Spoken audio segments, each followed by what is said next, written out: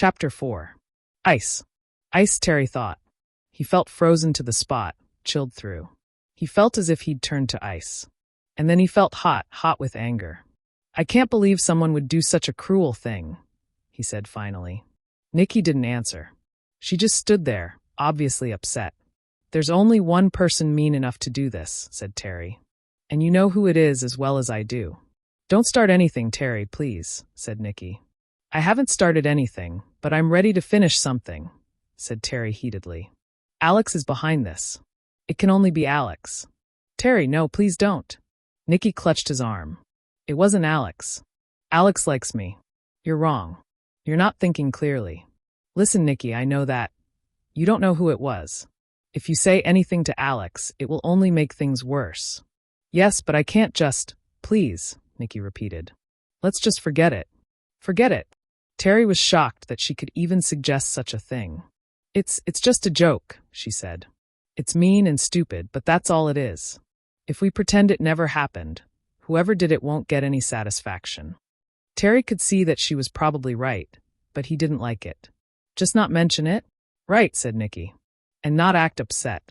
That's going to take an Academy Award-winning performance, said Terry. Please, Terry, for me, she said. He looked down at her and felt himself melting. At times like this he knew that Nikki was the most important person in his life, and he would do anything for her. Okay, funny face, he said. For you. She stood on her tiptoes and kissed him on the cheek. Thanks. In fact, Terry said, I have an idea.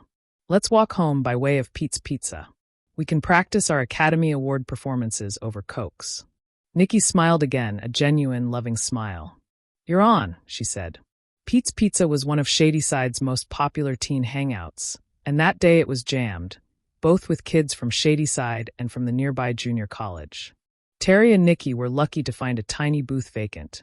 While they waited for their orders, Terry started telling Nikki about his biology project. It was so noisy in Pete's that he could barely hear anything she said, but she picked up everything he was telling her. He had just gotten to the part about how the seed splits into two when Nikki interrupted him.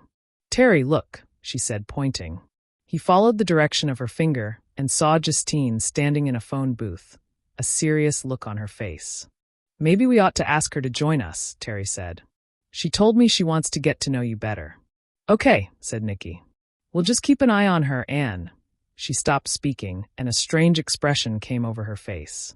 Terry took her hand. What's wrong? Nikki, what is it? Maybe nothing, said Nikki. But look at Justine. Terry turned to the phone booth again. Justine was still talking into the phone, with an odd, intense look.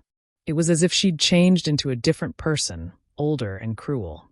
I didn't mean to eavesdrop, Nikki said. But I read her lips. And she said they'll pay. Every one of them will pay.